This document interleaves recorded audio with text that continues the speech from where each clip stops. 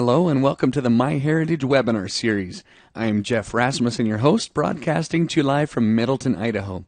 Today we have James Tanner with us, who is live in the town of my birth in Provo, Utah, for his class, The Family Search and MyHeritage Partnership and its Tools for Members of the LDS Church. So thanks to James and thanks to the more than 1,000 of you from 24 countries around the world for registering for today's live webinar. So nice to have you with us. I'd like to introduce today's speaker, James Tanner. James has a BA in Spanish and an MA in Linguistics and a JD in Law. For 39 years, he was an Arizona trial attorney. He is an avid blogger and presently serves at the BYU Family History Library. He is on the board of directors of the Family History Guide Association. He has 7 children and 34 grandchildren. Wow. Well, please put together your virtual hands and let's give James Tanner a nice warm webinar. Welcome. Hi, James, and welcome to the webinar. Thank you. Nice to be here with you, Jeff. Always good to have you. Can you name all 34 of your grandchildren? Yeah, real quick, if you'd like, I can do that.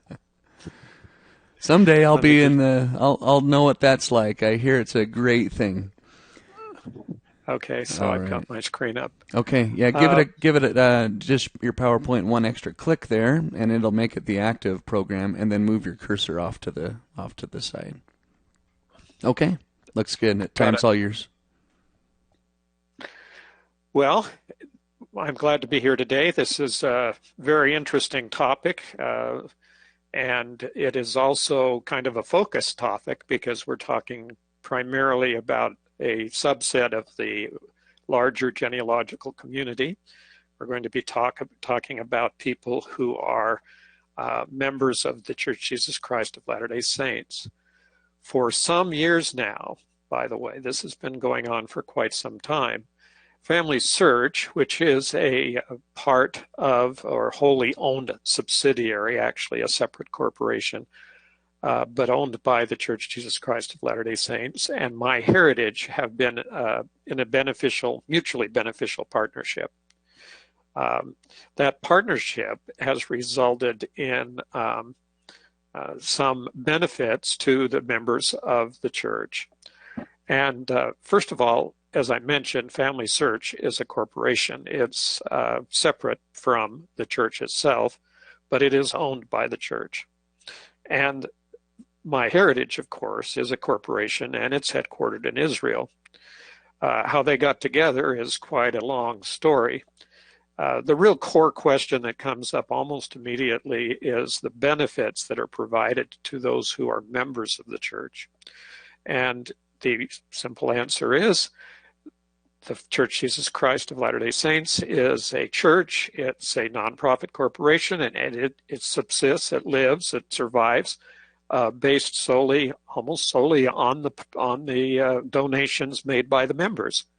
And so when there was a negotiation going on between Family Search and a number of other companies, and which is ongoing, by the way, to become partners, one of those bargaining terms is to provide the members of the church with free access or some benefit because of the fact they're actually paying for all of the work and all of the information that's on Family Search. And Family Search is also a huge online program. FamilySearch.org has billions of records, and access to those records is part of what the benefit that people who are on MyHeritage get, even if they aren't members of the church. So MyHeritage benefits from having access to the Family Search family tree and also to the records, and the members or the subscribers to the MyHeritage.com website then have access to those records. So there's benefit to everyone. What we are going to do today, however, is focus on those particular benefits that accrue to members of the Church Jesus Christ of Latter-day Saints. Now, I'll just refer to that as the church. That's probably the last time I'll mention it during this presentation. But part of those benefits of the partnership is that members get free access to MyHeritage.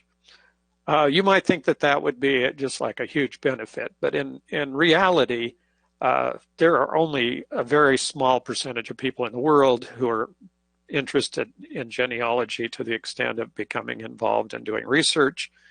And there are, of those people, there's a much smaller percentage who are members of the church.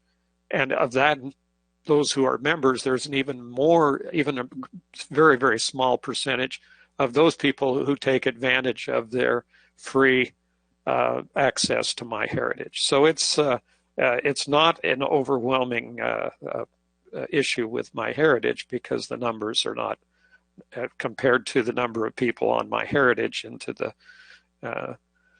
huge number of people on the website, then the number of people who get free access because of their membership in the church are very small.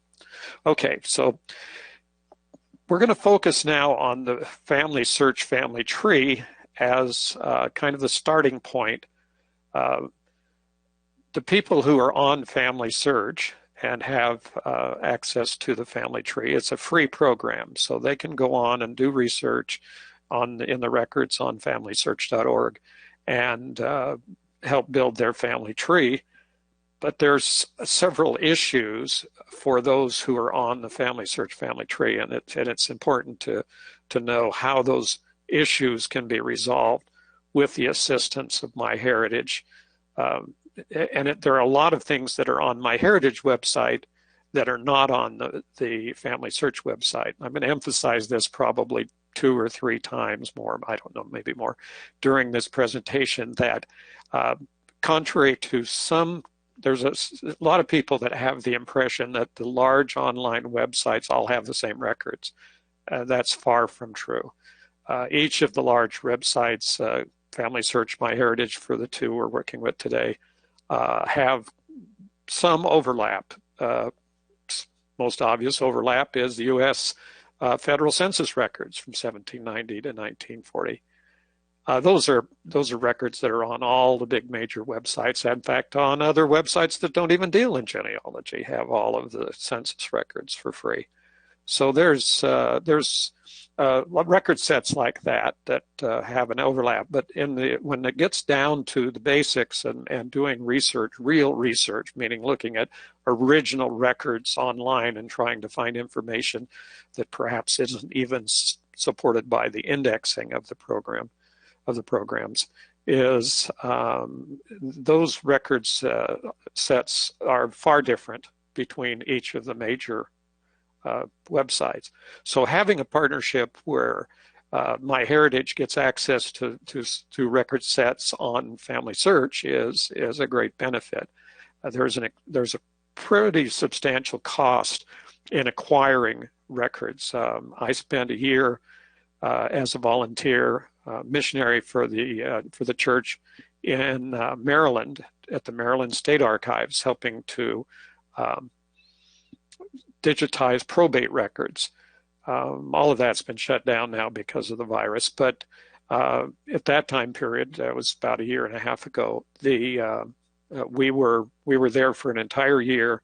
There were 5 couples. My wife and I were both there. There were 5 couples there, and we digitized approximately 20 million records in that 1 year. So those are the kinds of things that are going on with Family Search, and so they do have access to some records that nobody else does, and MyHeritage has access to records that nobody else does. So there's a real synergy between the 2, because they benefit from both. So that's kind of the basis behind him. Now, what are the issues that we would be concerned with in looking at the Family Search Family Tree? Well, the first issue is providing a backup. One of the biggest problems that people have as users of the Family Search Family Tree is that it's an open, collaborative family tree, meaning that anyone who signs into the program can have access to everything on the family tree and can edit, change, and do everything. And so a lot of people, if they are active in research and concerned, will have a separate program to back up their data, what they've researched, so that if that becomes changed or lost from the family tree, then they have a basis to go back and repair the damage made by changes. Just kind of as an editorial side on the change issue, I talk about that a lot on my blog and on other outlets when I do presentations and webinars. And it's really kind of a much overrated issue, because the people who have the problem with it are usually focusing on one or two or three individuals. I would say the vast amount of my thousands of people that I have, tens of thousands of people that are on my portion of the family tree that I would be directly related to, hardly ever have any changes at all. It's just doesn't happen. But a backup is always helpful and useful. Another focus that happens is that the information on the family tree is, I would use the term, rife with other errors. There are a lot of errors there. The reason is that the information has been accumulated over more than 100 years of user submissions to the family tree. So that means that there's a lot of stuff in there that's duplicated, and there's a lot of stuff in there that's not accurate and not supported by any kind of sources. So there's a long cleanup procedure that's been going on since the tree was instituted, and I do that all the time. But MyHeritage gives a good pathway, a marvelous pathway for finding a lot of the errors that you would not normally be aware of. Also, for finding duplicates, it's interesting, and this is another observation. The search engine on MyHeritage is more efficient than the one that is used by Family Search to find duplicates. And many times, duplicates will show up in a list of sources on Family Search, on MyHeritage, when they do not show up on Family Search. And last on my list for this time is there's a great advantage of adding sources that are not found on the Family Search website. So people who are not able to be substantiated or supported by sources can be found on MyHeritage, and the information that's supplied by MyHeritage can then be transferred to Family Search. That's been happening for quite some time. So you can copy sources from MyHeritage over to Family Search to help to substantiate the information. Okay, so what's the first step? When you sign in to Family Search, you have the option, as members of the church, you have the option to add a free subscription to MyHeritage. This is the full subscription to MyHeritage for the complete. It's called Including the Data subscription. So you have complete access to all the records on MyHeritage. I might make another little editorial comment here. MyHeritage doesn't come up with, oh, by the way, you have to pay us more money if you want to look at that website, or pay us more money if you want to use that feature. No, that's all included in MyHeritage at the top level of the subscription level. And that's really what the members have. So what they have to do, even if you have signed into MyHeritage previously, in order to get into the new synchronization family tree, you need to sign in, go back through that sign-up procedure again. Now, what is the synchronized family tree? Basically, about 2 years ago, a little over 2 years ago, after many years of working together, Family Search and MyHeritage connected the two programs.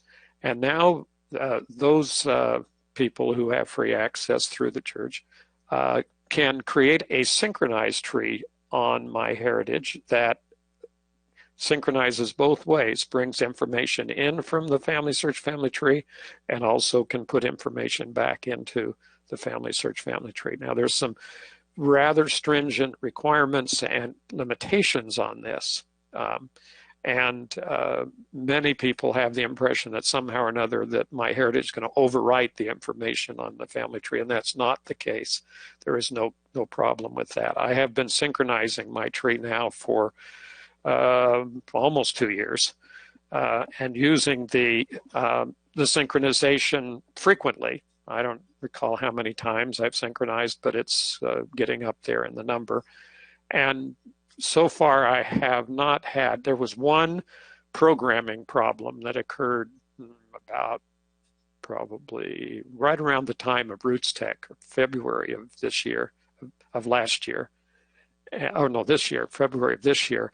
But that was resolved within like 2 or 3 days. There was no problems. So other than that one problem, there's never been a problem with my synchronization, and I do not find any damage to the data that I have on a Family Search family tree. So this is, if you want to talk to somebody who's been doing this for a long time, then I'm the person, because I've done it since almost the first day it was available.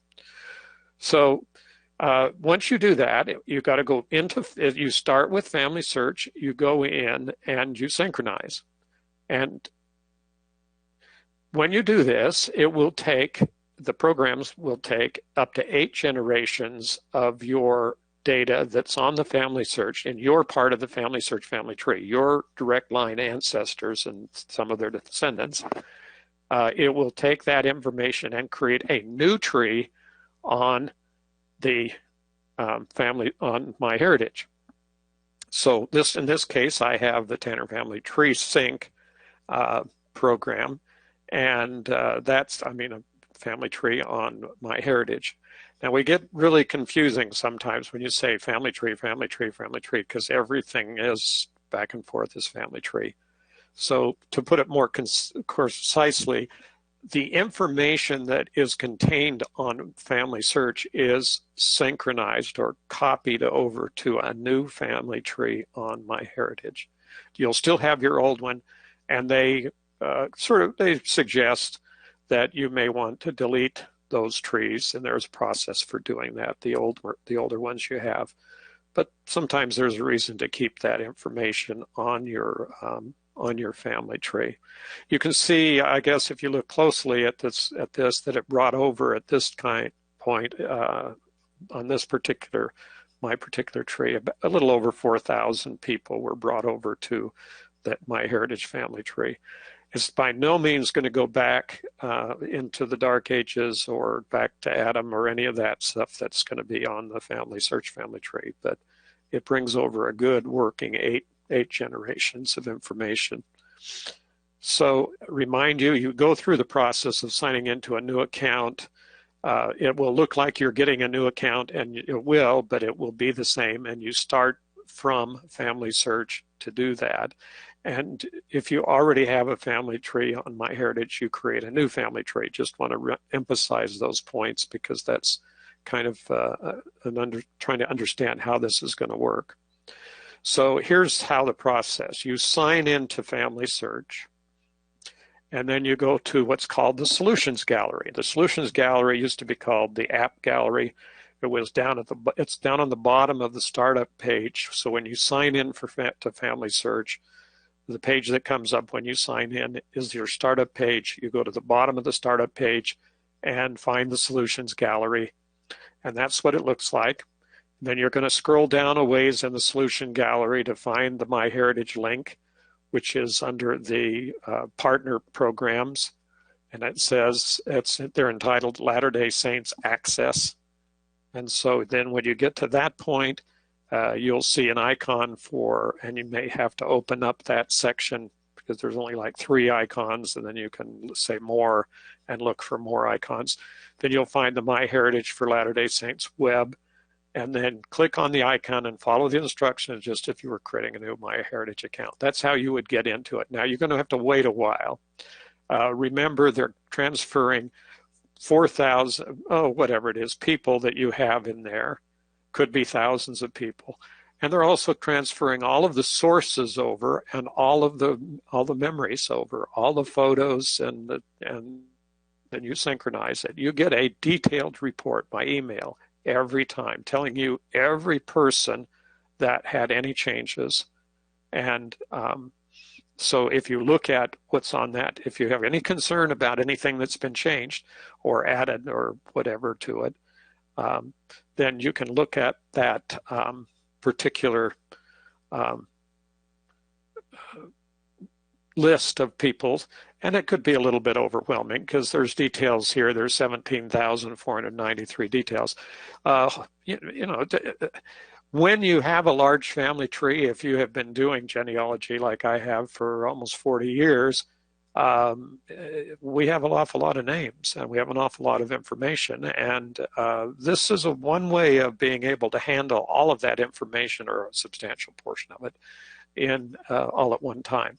You'll also get constant reminders every time you open the program to synchronize your family tree. So you can either do that, which will probably take some time depending on your connection.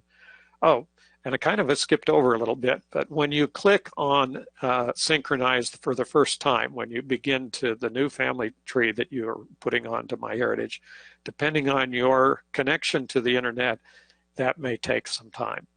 It may take a matter of hours. However, that's happening in the cloud. That's not happening on your computer. So if you have to shut your computer down or whatever, it will continue to function. So there's not a problem with that. Now, when you get this tree on MyHeritage, you're going to see Family Search family tree in a really new light. This is going to be a lot of information about what's on the Family Search family tree that you didn't know about previously. So when you synchronize your tree, Family Search family tree, you're going to, when you see these questions, there's going to be a lot of things there that are questions. And I'll show you in a little more detail in just a moment how we're going to find all of those issues. But it helps to understand, before you get into this, it's really important to understand what is the information that's on the Family Search family tree. I mentioned briefly that it was user contributed for over 100 years. Well, that's kind of the overall generalization of what happened with the Family Search family tree. But the details of, and I'm not going to go through all those details today because that would take, that's another webinar, is what's on the family tree. But let's just say that the record sets that were included to create the Family Search family tree were massive, millions and millions and millions of names, and there had been no effort made to verify any of that information. In other words, it was information that could be right, could be wrong. And because of the number of collections, of these massive collections, I'll mention the names like the Ancestral File, the International Genealogical Index, the Pedigree Resource File, the church membership records, and some records from the temples of the Church Jesus Christ of Latter-day Saints. All of those records came into this record set, and there were massive duplications. Imagine these people starting out on paper over 100 years ago, well over 100 years ago, recording information about their ancestors and basing it entirely upon what they were been told. And all of those being submitted over and over and over again until we have today what's in the family tree. So there is a measure, and most of us who are working in the family tree and have not gone completely crazy and decided not to be involved because of the effort involved, are ones who are correcting the information, not in the sense of regularizing the information to be consistent with the sources that are available. That's a better way of putting it, a little longer way to look at it. But when you see those problems, don't freak out. Don't decide that this is something you don't want to deal with. And remember, these are not problems created by MyHeritage. Don't start crabbing about MyHeritage because you see all these problems on your family tree on MyHeritage. You inherited that stuff from the Family Search family tree. So that's what happens when you get there. So now, once you have that information there, you should take some time to go through it because you're going to see it in a new, as I mentioned previously, in a completely new perspective. You're going to be essentially very amazed to see what you see because it comes up in a different format and it comes up with more information than you had previously. And there's lots of other things we'll talk about in a minute.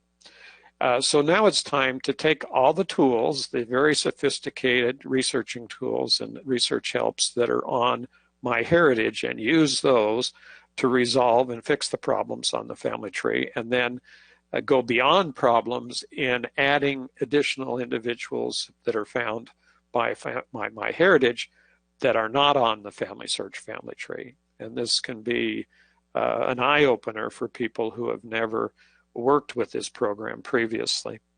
This is the solution to that problem that I was speaking of about bringing this over from all these old users and things that happen, is a tool on MyHeritage called the Consistency Checker. Now, this Consistency Checker is under the Family Tree menu, and if you go down a little bit in that menu, you'll see that there's an option for the consistency checker. And I would say you need to prepare a little bit emotionally for the results of this.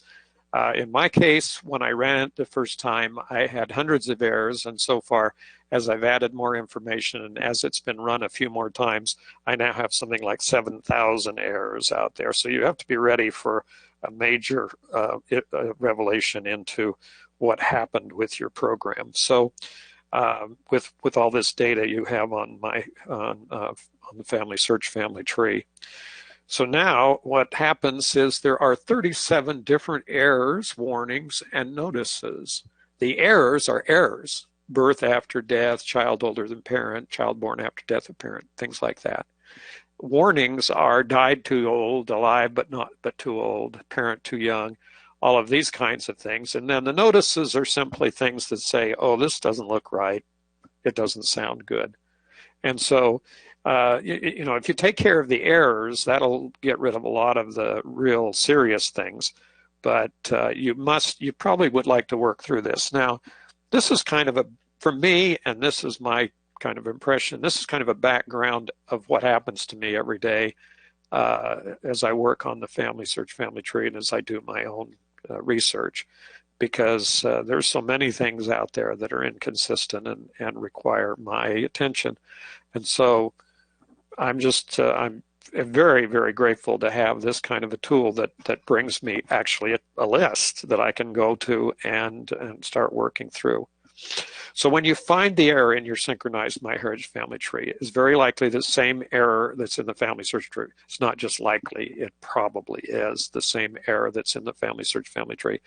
Fortunately, MyHeritage gives you a way to go back and forth between the two programs very easily, because every time you bring up an individual in your family tree on MyHeritage, there is going to be, if you're in your synchronized tree, there's going to be a link back to the Family Search family tree.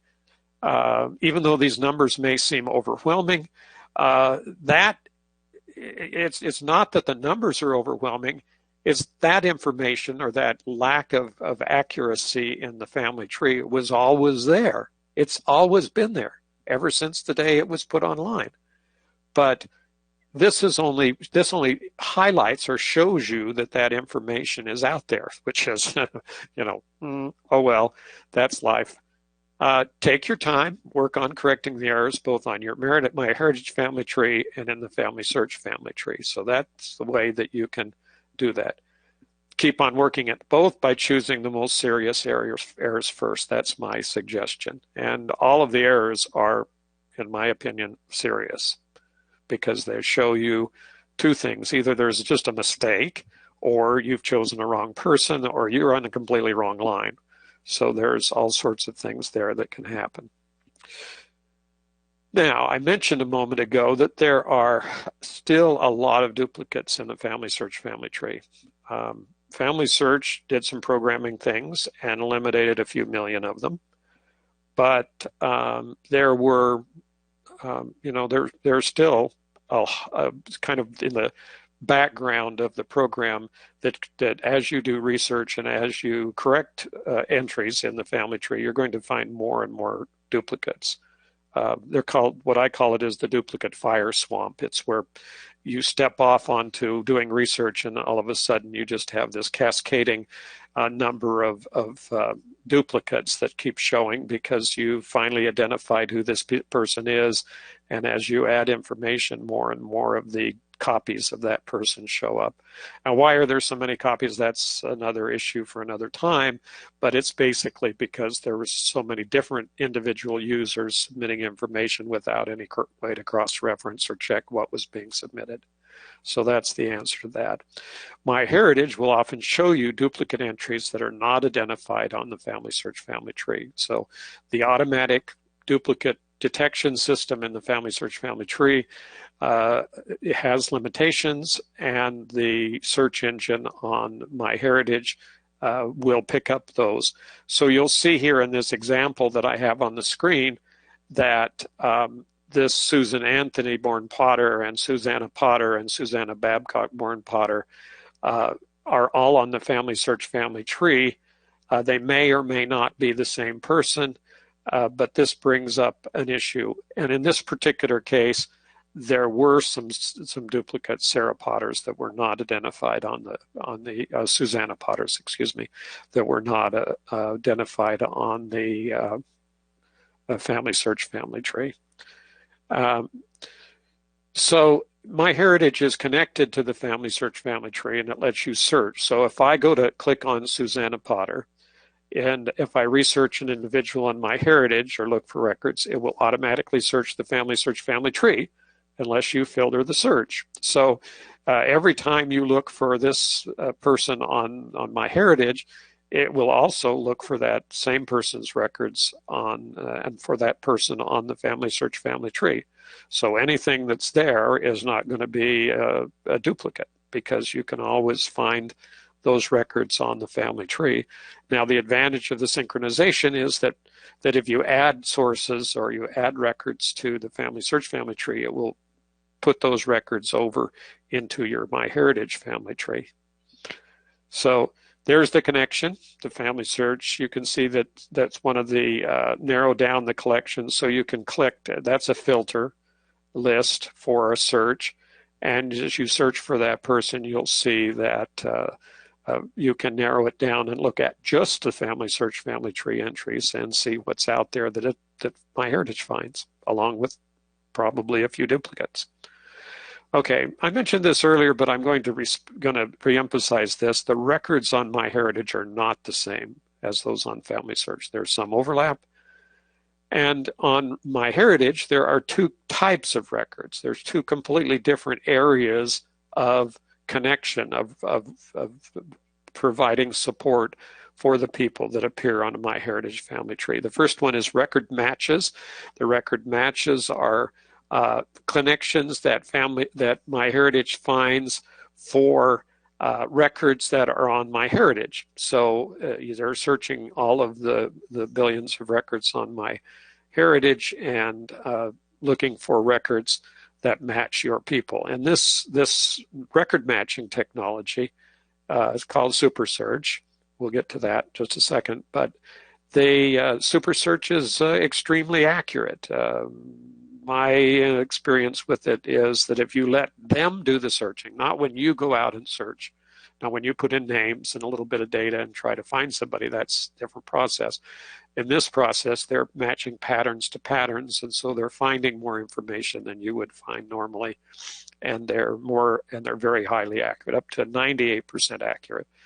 That doesn't mean they're perfect, and there could be false positives, meaning there's names that are so similar to your person that they're not the same. And so you don't automatically assume the records are correct. You're always given the option of manually deciding whether a record can be added or whether that's your person for the information. The other type of information on MyHeritage is called smart matching, and smart matching is people. It's matching you up to all the other users of the MyHeritage program, the millions of people around the world who are on MyHeritage, and providing you with the information that they have. Now, you may think this is an advantage or not an advantage. It primarily is an advantage to anyone who has difficulty finding records or in a country that they have no access to. So, for example, if your ancestors came from Eastern Europe, or you don't read German, or you don't know anything about Scandinavian records or whatever, they're going to match you up to those records anyway, and they're going to match you up to people who are from those countries and doing research on your family. And you can connect and talk to these people through the program. So this is a great advantage, because automatically you're being told about everyone else who is working on your same people on your portion of the family search family tree. So record matches, I'm going to go back through and give a little more detail. Right now there are 12,451,561,731 records. By the way, this has probably changed since yesterday, and it has gone up about 1 billion records or more since I started preparing this presentation. So I've learned when I work with MyHeritage, and I'm going to mention the SuperSearch, which is the highly accurate search engine that is used for all of the searches on MyHeritage. I've learned that I need to, like the day before or even the morning before, to look at and see what the latest numbers are, because those numbers will have changed dramatically in a very short period of time. The number of records being added to MyHeritage is overwhelming. There are whole countries' records almost being added to the country. So record matches are out there matching records to all the major countries where they have records and where MyHeritage has records. And those are records that a lot of which are unique records to MyHeritage.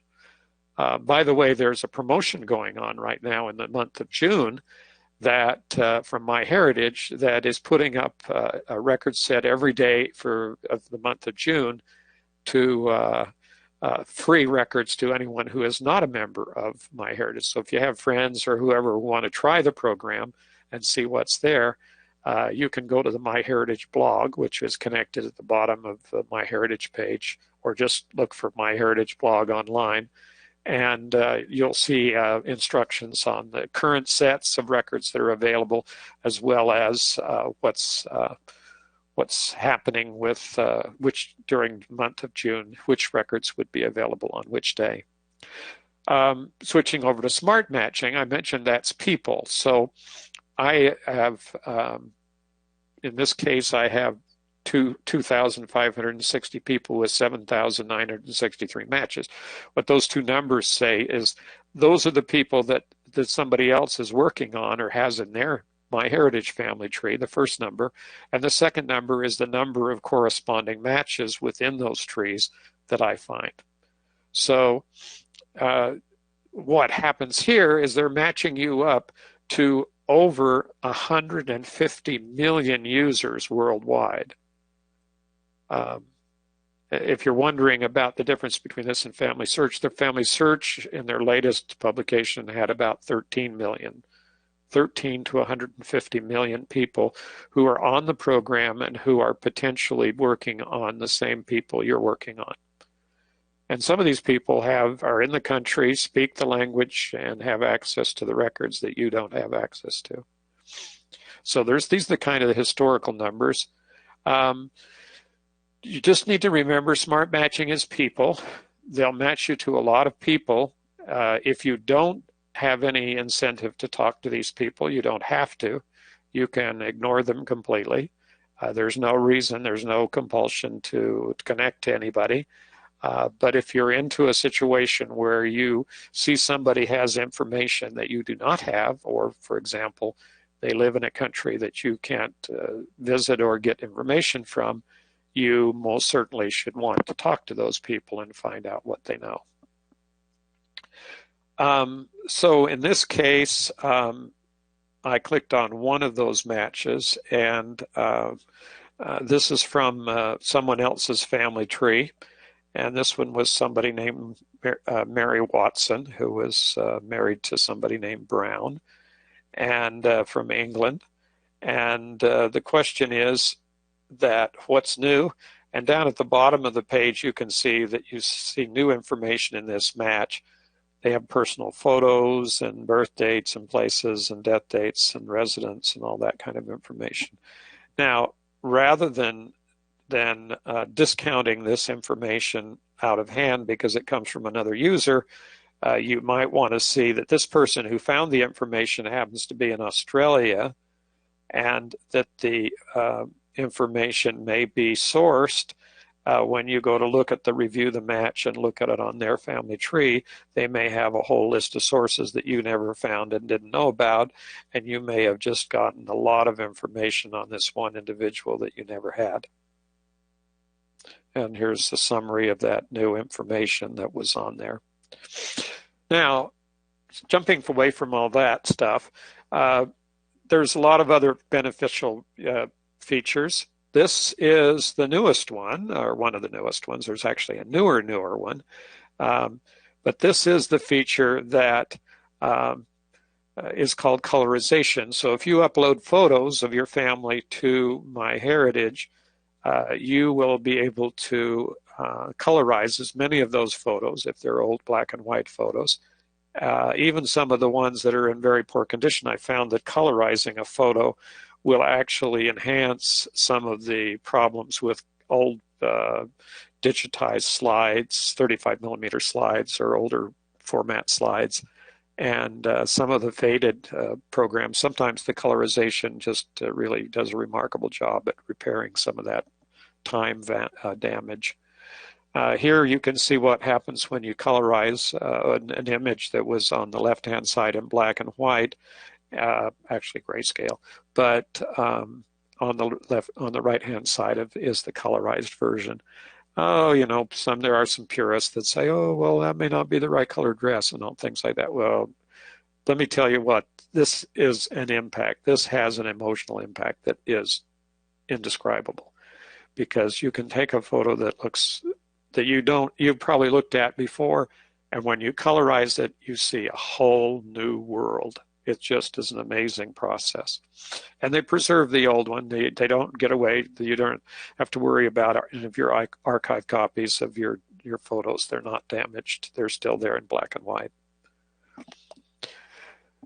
Another feature on the program that is, it appears to be similar to many other programs out there that are that find your ancestors on a map or show how they came to America or some other kind of things. And I kind of categorize all those out there as gimmicks. They are kind of come-ons. This is supposed to be a feature, but as genealogists, you're probably not going to use that very often.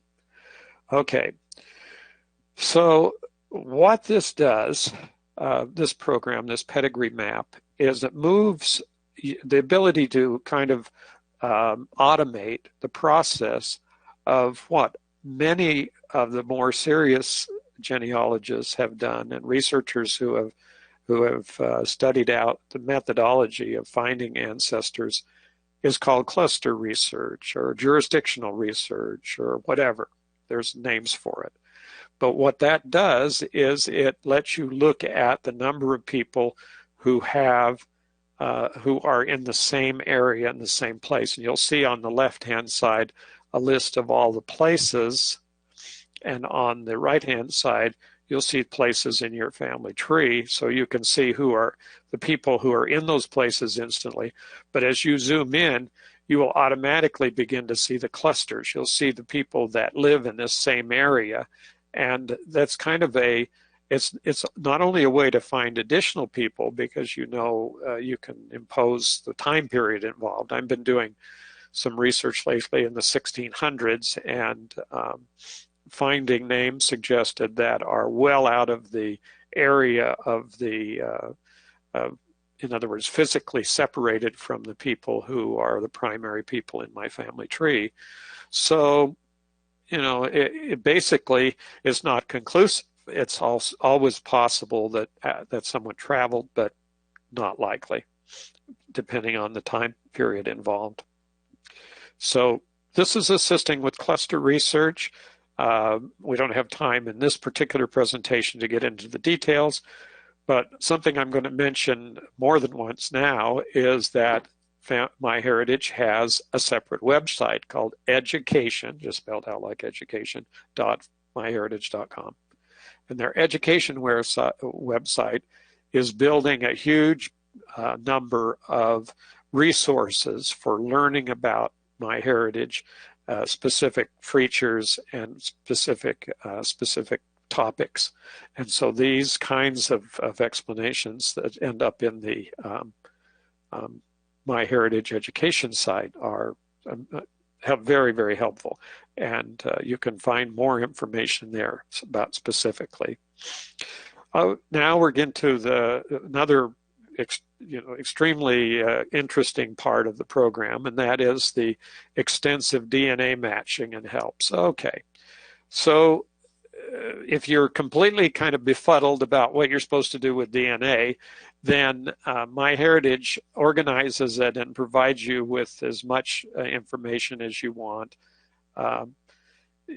You can get down to looking at the detail of DNA analysis that you would, teaching DNA classes and telling you about all these different kinds of things out there.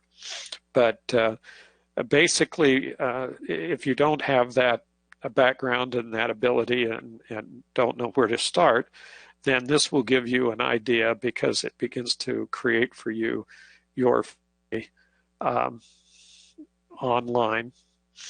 And this is a great reinforcement for any research that you've done. So if you've done research back in 3 or 4 or 5, 6, 7, 8 generations, and you start finding people in your family line who are in your close, extended, and distant relatives, then you will be able to find some confirmation of some of the research that you've done. Now, another thing that's going to happen, because this is just kind of it's a very frequent occurrence in those people who are just newly getting into DNA testing, is you may find out all sorts of things about your close family you didn't know. In other words, you may find out that you don't have the same parents, or that you have relatives that you didn't know existed. And there's all sorts of, I call them side benefits, but sometimes they can be rather disruptive and quite take a lot of time and stuff to absorb. My wife, through the DNA testing on the programs, found out that she had 3 new first cousins she'd never heard of, and neither had they. As a matter of fact, they didn't know they were actually their parents were not their parents.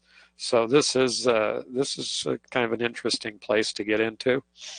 One of the parts of the DNA, there's lots of it, and there's a number of presentations out there on the education.myheritage.com website on DNA, is the theory of family relativity, where they will show you how you are connected to somebody in the family tree. This takes a tremendous amount of calculations and time, and these come up from time to time, and MyHeritage will send you a notice that says you have a new theory of family relativity connection. Depending on how much information you have and what you know about your family already, this could be a tremendous value. For someone like me that's been doing it for so many years, I know all these people. I've known them all, and I know who they are, and that doesn't really help. But it's nice to have a little bit of confirmation. So far in my family, there have been no surprises. Okay, well, we're kind of to the end of the presentation here. I do want to summarize a little bit before we get into questions and answers, and just sort of touch a few bases. First of all, understanding that most of what I've talked about is actually available to anyone who subscribes to MyHeritage. This is all part of the MyHeritage package. The real benefits to members of the Church of Jesus Christ of Latter-day Saints is that they get what you call free membership, meaning they can connect. But in my experience, as I mentioned, very few members, percentage-wise, even of those who are actively involved in family search, in family history, actually take advantage of that. Why? What is the reason for that? The main reason for that is that there's this kind of background problem of having more than one family tree. And the idea that you have one tree and then you have another tree, and how do you keep them up to date, and how do you do with that? Well, that's why the synchronization is important, because as you synchronize, not every last bit of information, but almost all the information will be synchronized between the two trees. So that's kind of the summary of why that's important. And then you can take advantage of all of these marvelous features and many, many more. And I have by no means exhausted the number of features. But thanks again for watching. Any questions out there? Yeah, thank you, James. The main, excuse me just a second. The main question, and I just want to help clarify this. Much of what you showed here today is available to the entire public. The searching, the records, smart matches, photos, pedigree map, DNA. I mean, those are not specific to members of the church. So the first half of your talk, right, James, when you're talking about the synchronization, that's the part that is right now. Is that restricted right now to members of the church, James? Oh, so James, we lost his connection here again. I don't know why. We lost his audio. Let's see if I can pull off some real magic here. Oh, he's gonna. Here you are. Okay. Yeah. Did you have to do anything to come back? No, this time it just came back. Huh. So I don't know what's going on. Yeah, I don't know either. It's like you're still here, but you lose the audio connection for some reason. I don't know. I'm not moving. I'm not pulling anything. Must be a clouds over your house today. I don't know. Well, the wind's blowing, but beyond that. Go back over to your PowerPoint. Maybe we could see your final slide. But let me ask you this question. So the synchronization tools. So if you came in late, members of the audience, James began this talk by mentioning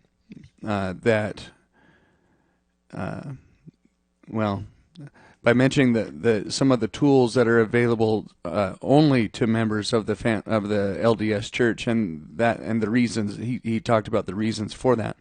But much of what you talked about here today, James, is included for. I mean, it's open to everybody. So everybody has that. There's no exclusion at all to anybody. If you sign into MyHeritage, one way through the connection from Family Search, or just simply come in with a subscription, you got the same thing. I mean, you're not getting any, you're not getting a better deal than anyone else or whatever. Are the synchronization the both ways? The synchronization is not available. That's a unique feature to people who have an LDS account on Family Search. Okay. And I don't even know how to speculate. Maybe that's in testing for to opening up to the larger public. I don't know. But yeah, everything else James talked about: consistency checker, duplicate searching records, smart matches, photos, pedigree map, DNA. Yeah, that's open to everybody. Yep, everybody. Okay. All right. Nothing special out there. Okay. And let's see. I'm going to go do a couple door prizes, James, and then I'll be right back. All right, let's switch this back over to me.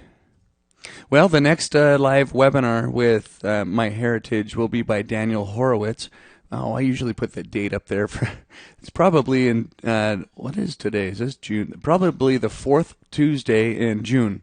So whatever that is. But he'll be talking about Super Search, finding the correct historical records. So an entire webinar just on that topic. So I'm sure that we'll get even more insights from Daniel. He's always a pleasure to listen to. Okay, I've got 2 door prizes here. So the first will be a 1-year MyHeritage Complete Plan. So this it gives you access to everything that's out there. And what did you say the number of billion is up to now? Was it 12 point something or is it 13 Yeah, now? it's 12.7. It just went up like 10 million since yesterday. Okay.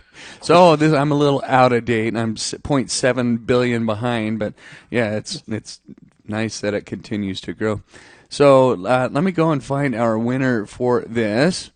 And if I call your name and you already have it, then I'm not sure what they /we do. Maybe they extend it. We'll go to William Tilley. So William, you've got a MyHeritage membership coming your way. We also have a MyHeritage DNA test kit coming to Sharon Barnes. Sharon, congratulations. And James, while I'm right here talking about the door prizes here, I need to pay tribute to Chris Darrington. Chris just passed away just in the last few days here. Chris was the person that if you've ever won a door prize from MyHeritage, then you have heard from him. If you've been to a genealogy conference and you visited the MyHeritage booth, then you've met him and you've loved his big smile. So we're going to really miss Chris. I miss Chris. All right. Let's go to questions here. All right, James, you ready for this?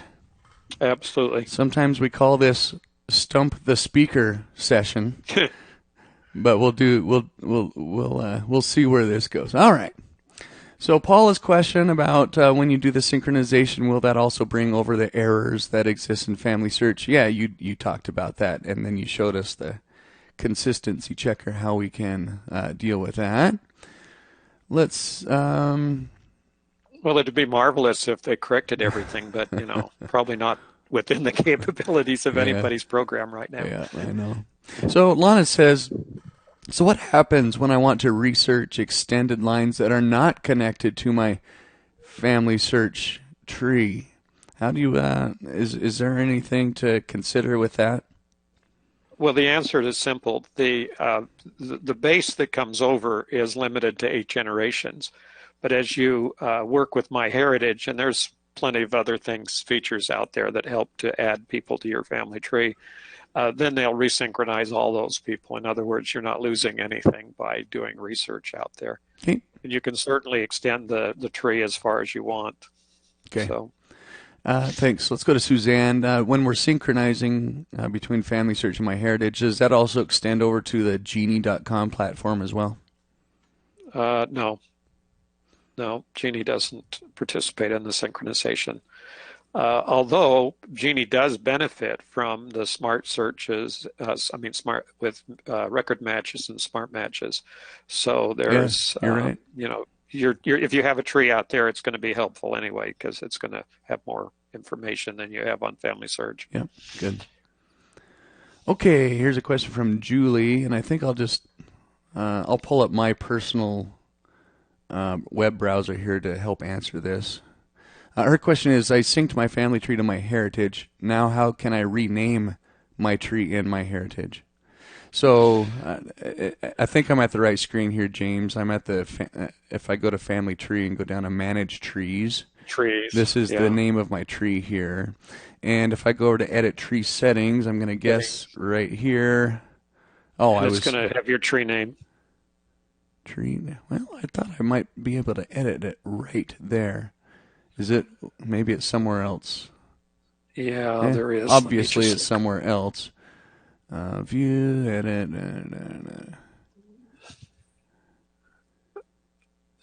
Yeah, unfortunately, I don't have control of my computer right now, Oh, so but you tell I me if you can't show find you. where it is, and yeah, I thought it was right here. If I click there, yeah, that takes me right to my tree. By the way, James, have you seen the new fan style of the Yes, tree? Isn't that yeah, neat? yeah, it's So really neat. I'm just It's a gonna neat click on feature it. there. So this is brand new in the last couple months. And the interesting thing is, this is and kind of succinctly, I've never been a fan of fan charts Yeah. because they are so limited in what they're actually telling you. But this one is not that limited, and when you extend it out or hover over any person, So I just clicked on then you that person, and automatically get all the information yeah, isn't that that's great? available. So it's a workable thing now. So I'm gonna click This is on. really makes it helpful. Yeah, it's live. I haven't seen that either. I'm gonna click on this little icon at the end. That puts that person in the middle. That's what I was Yeah. thinking. Yeah. Oh, it's great. I must have clicked twice there. Yeah. I also, I like the fan because it kind of helps me see really quickly where my end of lines are. Like I could see, and maybe here I just didn't import everything I had. I don't know, but yeah, it's really easy to see where I could continue my search. Yeah, well, if it's an end of line simply because it's on your MyHeritage did not bring it over yet Yeah. from Family Search, if you just click on that last person in the outer circle, then you'll have an automatic connection. No, just click on the person, not the Oh, on the blank, person. Okay. one of the people. Then you have an automatic research this person. But if it's connected, if your tree's connected, you'll have a direct connection over to Family Search, so you could get that information rather readily. Yeah. Good. So if I already have a tree here, I think you answered this, but it was asked a couple of other times. So let's help clarify it. If I already have a tree here and I haven't, and I am a member of the church, and I want to connect my tree to the Family Search and begin the synchronization. If I remember correctly, James, do I need to go back to Family Search and initiate it there, or do I start a new tree from within MyHeritage? No, no. You have to start this new tree, the synchronized tree, from Family From Search Family Search. Okay. only. All right. And so if you follow the steps of Yeah. going to the Solutions Gallery, Yeah. which is the most straightforward way, there's other connections to the partner access, but Okay. they're more difficult to remember. Okay. So eventually I got to this part, then I would click here and then just follow the prompts, I Yeah. think. Okay. Yep, just follow the prompts and it'll start a new tree. And it'll immediately start the process of downloading the information or cross-loading the information, not really downloading anything to your computer. Yep. Okay. Sounds good. So that answered Pam's question there. Justine is wondering if I have a tree, and this is probably just generic for anybody, James. If I have a tree in MyHeritage, can anyone else come along and change my information there? Oh no, they're not unless you invite them to do that. In other words, I do have people that come in and complain that somebody in their family is changing their tree, and I go, well, when did you give them permission to do that? And they went, what do you mean? Didn't somebody come in and say, Yeah. ask you a question, and you said yes, and let them do that? Yeah. Oh yeah, I did. Yeah. Well, then go back in and change that and tell them they don't have access. Yeah. So yeah, there's a way to do that. And related to that, Carol says, can a tree that I have at MyHeritage, can it be kept private? Do I have control over that? Yeah, but you're kind of begging the whole purpose of being on MyHeritage if you do that. I mean, that's part of the whole idea here is to have the advantage of working with the smart matches and having the connections off to your relatives. And so my answer is, why would you want to do that? What's the point? If you really want it if you're just looking for a private tree, any one of the desks, go to MyHeritage's desktop program, Family Tree Builder, and get a copy for free of Family Tree Builder, and you can work to your heart's content on your computer, and nobody else can touch it or see it. Okay. So for Carol, I did navigate to the area there, so she could look at the various privacy options there. Yeah.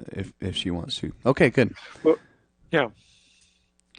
All right. Next question. You're doing great. We haven't stumped you yet. Kathy says, if someone updates a record on Family Search and then does the synchronization with MyHeritage, will it then notify you of any of those changes when you do the Yes, sync? yes. I guess I didn't mention this. Once you do the synchronization process, then MyHeritage sends you an email with, oh, I said it, but you probably missed that. Oh, There is they give you a detailed person by person list of everything that has happened. It's exhaustive. I okay. mean, they have every change, every memory, every new photograph, everything that comes up. You get a list of everything. Okay. So it's And let's go to Dave, and I'll bring up my browser here again. Dave is wondering, can you just remind us where does the synchronization happen? I noticed so I haven't actually done this, James, but I noticed on your screen there was about right here. It was kind of next to this icon, the Family View icon. There was a little the synchronization button. Is that where you would find yeah, it? yes, Okay. yeah. And if you go to the family tree, to know whether you have the synchronization program, you go to the family tree menu at the Oh, top. You right just here. clicked on a Okay. minute ago, and if you do have it on this family tree, you don't. But if you did have it, it'd say synchronized tree. Okay. It'd say family search there. Can I have one tree? Can I have one tree that is synchronized and others that are not? Yes, you can have. I have yet to hear of any real limit on the number of trees, but I suppose there is one. Okay. All right, good. Pat says, once I've synchronized the trees, if I delete a set of parents in one of the trees, as they were the wrong ones, will it populate that deletion in both trees? My understanding is there are some limitations on actually removing or changing people within either tree because they don't want to depopulate a tree by somebody making a mistake. Um, Actually, the problem that existed earlier this year that was addressed had that happen accidentally, that someone broke a connection and then they took out a whole bunch of things. Actually, it was sources, not people. But the answer is no. I believe there are restrictions on that. They're pretty detailed, and you'd need to review carefully to see what it said as far as making that kind of a change. I think they're reticent to make changes between the two trees. Okay. All right, good. James says, so it sounds like James has a current tree on MyHeritage, and he has record matches and smart matches there. He's wondering what happens to those in his current tree when I create a new synced tree through Family Search. Nothing. Nothing happens. They stay there. Your tree is still there with all the sources and everything. Nothing goes away. Everything on that tree's there. There is a possibility, and I've run into this, that you have a redundant tree. In other words, you've made a copy of part of your tree and it's exactly the same as another tree. And MyHeritage will sometimes come up with a message that says, by the way, this is a duplicate tree. Do you really want it on MyHeritage? So, Okay. All right. So, yeah, nothing will happen to your existing tree no, if you're yeah, your creating a existing new tree's all tree. there. And the question they say is, well, what if I do this? Then I lose all my sources on MyHeritage. The answer is, as soon as MyHeritage figures that out, you'll get all the record matches that you can possibly handle. Okay. Maria says, and she's talking about the Family Search side of this, are you familiar? Can you upload a GEDCOM? So it sounds like she's got her tree on an offline app, and she has a GEDCOM. Can she upload that to either Family Search or to MyHeritage to get started that way? Well, you can upload it straight into MyHeritage and create a new MyHeritage family tree. Yes, that's fairly simple, and there are instructions for doing that. If you just ask in the Help Center that's down on Help Center, because there's a specific Help Center provision that talks about how to begin your family tree, and one of them is to upload a GEDCOM file. On the other hand, with Family Search, that is really not a very good idea, period, to do that, because Family Search is a unified family tree. And before you start uploading GEDCOMs, you need to be very careful and determine that the information you're uploading is not just trying to be duplicate. Now, there's two reasons that occurs. One is if there are duplicates and Family Search finds them, it will ask you to go through each individual individually. So you're not going to save a whole lot of time. And if there are new people and you're adding new sections to the family tree and it's not there at all, that's fine. But then if you do this synchronization, you're going to find out you have a lot of errors in there that you didn't know about. It's just inevitable. There's no way that anybody has ever created something that doesn't have a few errors or more. Okay. All right, good. James says he has his DNA linked to his current tree in MyHeritage. When he creates a new tree, the synced tree, does he need to re-upload that DNA to link it? No. It just comes across. You get all the information that you're getting from the DNA is automatically to you personally, whether you have 1 or 2 or 3 trees or whatever. Okay, good. And then let's go to Heidi. So we're talking about more than one tree. Can you have more than one synchronized tree? So can she have hers synced, and can she have her husband's synced as well? As two the answer separate is ones? yes. Each of you can have your own account with MyHeritage. And yes, you can each synchronize your own portion of the tree. It's a little bit complicated because if you started with Family Search many, many years ago when it was new.familysearch.org, it's possible that when your family tree was created that you may have your spouse's lines on your tree in Family Search, in which case when you synchronize it brings over all your spouse's information to your tree anyway, so you have it all on your MyHeritage family tree. That's what's happened to me for ever. So okay. Well, enjoyable, James. We've learned a lot. Sure appreciate you. Okay, well, wherever and whenever you are, thanks for sharing part of your day with us. And remember, life is short. Do genealogy first. Bye, everyone.